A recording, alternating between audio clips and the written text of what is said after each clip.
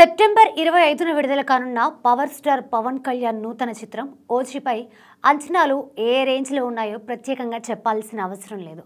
ఈ సినిమా కోసం అభిమానులు ఎంతగానో ఎదురుచూస్తున్నారు.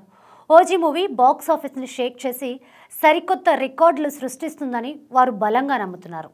అయితే ఇప్పటికే ఓవర్సీస్ అడ్వాన్స్ బుకింగ్స్ పరంగా పలు రికార్డులు క్రియేట్ చేస్తుంది.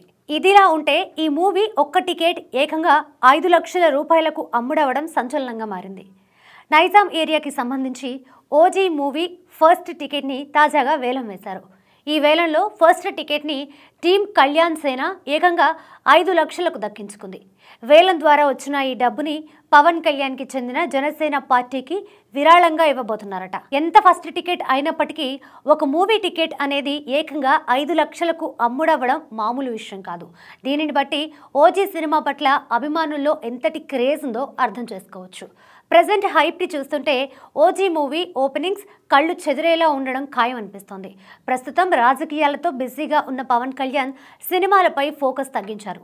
గత కొన్నేళ్లుగా ఆయన స్టార్డమ్కి తగ్గ సరైన సినిమాలు రాలేదని చెప్పాలి. ఆ లోటుని తీర్చేలా ఇప్పుడు ఓజీ వస్తోంది. ఈ సినిమాపై పవన్ అభిమానులతో పాటు ప్రేక్షకుల్లోనూ భారీ అంచనాలు ఉన్నాయి. ట్రేడ్ వర్గాలు కూడా ఓజీ సినిమాకి పాజిటివ్ టాక్ వస్తే 500 కోట్ల గ్రాస్ రాబట్టగల సత్తా ఉందని అంచనా వేస్తున్నారు.